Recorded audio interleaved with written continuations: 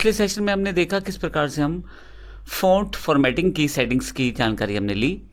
इस बार हम इस सेशन में अलाइनमेंट सेटिंग्स की जानकारी लेंगे, नंबरिंग, उसके बाद स्पेसिंग की जानकारी इंडेंटेशन के साथ इस सेशन में हम लेने वाले हैं। तो आइए शुरू करते हैं। नेक्स्ट जो हमारे पास यहाँ उपलब्ध है अलाइनमेंट सेटिंग्स। तो आइए देखते हैं किस प्रकार से हम लिब्रा ऑफिस के राइटर पार्ट में अलाइनमेंट को सेटअप कर सकते हैं। मैं यहाँ से पहले सेलेक्ट कर लेता हूँ टेक्स्ट। तो टेक्स्ट सेलेक्ट करना ज़रूरी है, अगर टेक्स्ट सेलेक्टेड नहीं होगा तो कार्य नहीं होगा। तो मैंने टेक्स्ट सेलेक्ट कर लिया है। अब मेरे पास यहाँ 4 ऑप्शन अवेलेबल हैं, align left, align centre, align right और जस्टिफाइड। हर एक के साथ शॉर्टकट अवेलेबल है। अलाइन लेफ्ट में मेरे पास कंट्रोल L का शॉर्टकट अवेलेबल है। अभी डिफ़ॉल्ट रूप में मेरे पास अलाइन लेफ्ट ही एप्लीकेबल है। मैं इसे क्लिक कर दूंगा तो कोई फ़र्क नहीं पड़ेगा।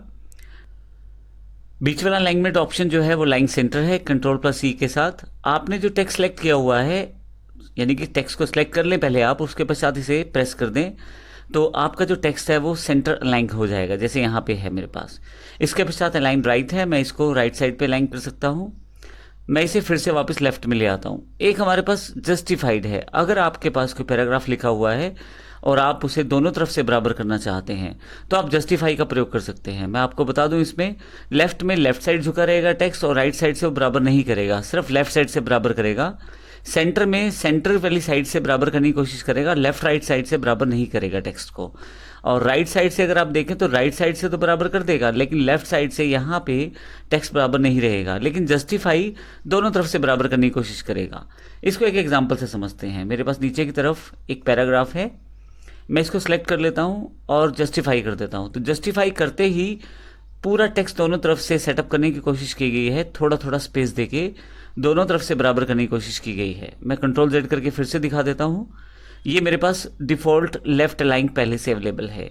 अब अगर आप सेकंड लाइन देखें, the 7th largest country by area and the most, यहाँ स्पेस खाली है, लेकिन जैसे ही जस्टिफाई करता हूँ ये उस स्पेस को भरने की कोशिश करता है, पीछे की तरफ लाइन में कुछ स्पेसिस को असाइन करके या देके। तो इस तरह से जस्टिफाई का प्रयोग आप कर सकते हैं।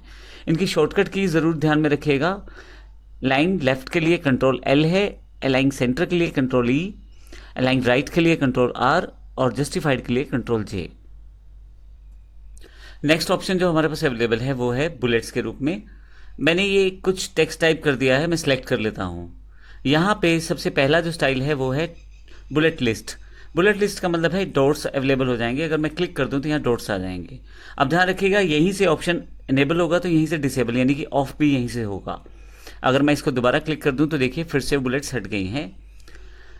साथ में ड्रॉप डाउन बॉक्स दिया गया है एक। अगर मैं इस पर क्लिक करूँ तो मेरे पास डिफरेंट तरह के बुलेट स्टाइल्स खुल जाएंगे। जैसे मुझे एरो वाला बुलेट्स देना है तो मैं यहाँ सेलेक्ट कर सकता हूँ।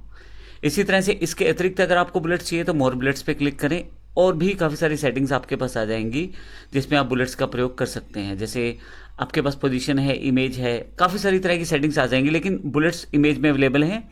मैं यहाँ से कोई भी अट्रैक्टिव बुलेट्स यहाँ से लेके ओके कर सकता हूँ तो वो अप्लाई हो जाएगा। लेकिन अभी मैं इसे कंट्रोल Z कर देता हूँ और वापस नॉर्मल फॉन्ट में ले आता हूँ बिना बुलेट्स के। इसके साथ ही आपके पास नंबरिंग है। नंबरिंग के लिए शॉर्टकट F12 है। इससे पहले जो हमने किया है वो Shift+F12 है, दोनों का ध्यान रखिएगा। अगर आप बुलेट लिस्ट लगाते हैं Shift+F12 यानी कि F12 है, लेकिन अब नंबरिंग लगाते हैं तो केवल F12 से आपका काम चलेगा। तो यहाँ पे F12 है शॉर्टकट, मैं क्लिक कर देता हूँ अगर इसे, तो मेरे पास नंबरिंग अवेलेबल हो जाएगी। अगर मैं ड्रॉप डाउन बॉक्स पे क्लिक करूँ तो यहाँ आपके पास डिफरेंट तरह की नंबर लिस्ट है। अलग अलग तरह के स्टाइल दिए नंबरिंग के, जैसे डॉट के साथ, ब्रैकेट्स में, रोमन प्रणाली या ABC की तरह। तो मैं यहाँ इसे ले लेता हूँ तो मेरे पास ये फ़ॉन्ट नंबरिंग अप्लाई हो जाएगी। उसी तरह से इसमें मोर नंबरिंग में नीचे की तरफ से फिर से काफ़ी सारे ऑप्शंस हैं, इमेज है या पोजीशंस हैं। देखिए बिल्कुल वही बॉक्स खुल गया है, तो आप ये भी अप्लाई कर सकते हैं। अभी यहाँ से कैंसिल कर देता हूँ और इसे ऑफ कर देता हूँ। तो जब मैं क्लिक करूँगा दोबारा तो यही ऑप्शन डिसेबल हो जाएगा और यहाँ पे ये हट जाएगा। तो इस तरह से हम जो नंबरिंग है वो सेटअप कर सकते हैं अपने फ़ॉन्ट के साथ। आइए अब बात करते हैं इंडेंटेशन कैसे सेट की जा सकती है। आप अपने टेक्स्ट को सिलेक्ट कर लें। इंडेंटेशन का मतलब ये है कि आप लेफ्ट से राइट की तरफ या राइट से लेफ्ट की तरफ मार्जिन छोड़ते हुए अपने टेक्स्ट को लिख सकते हैं।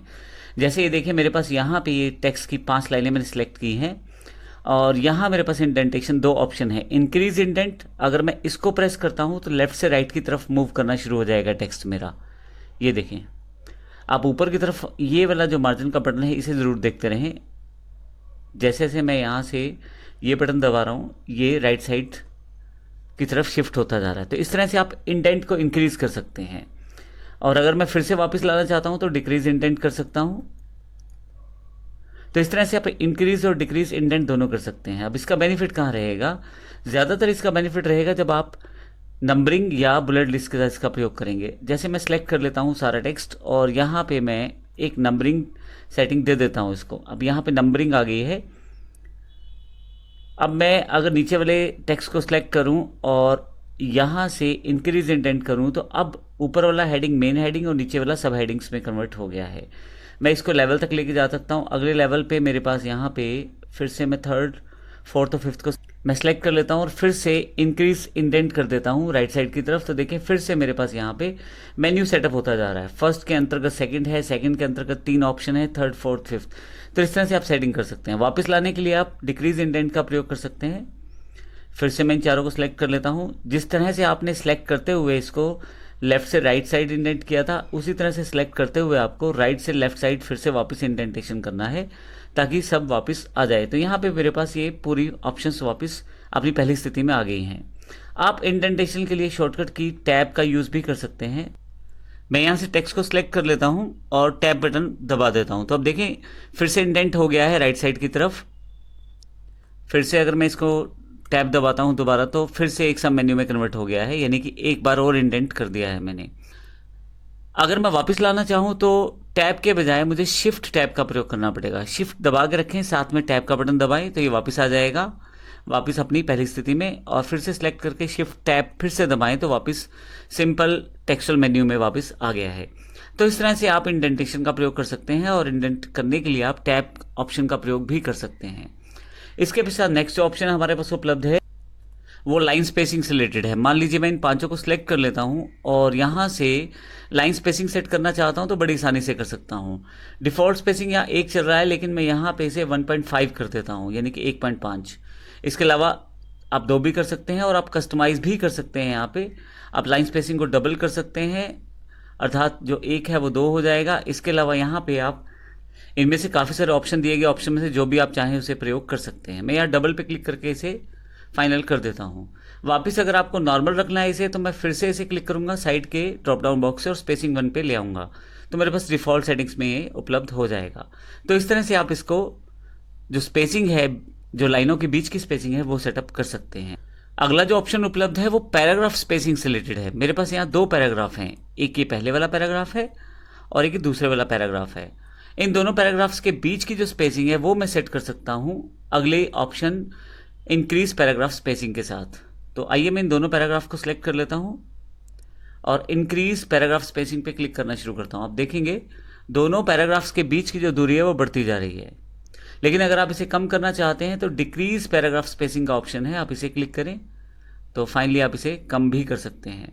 तो इस तरह से हमने देखा फॉर्मेटिंग बार पे जितने भी ऑप्शन है बारी बारी से हमने सब अध्ययन किए।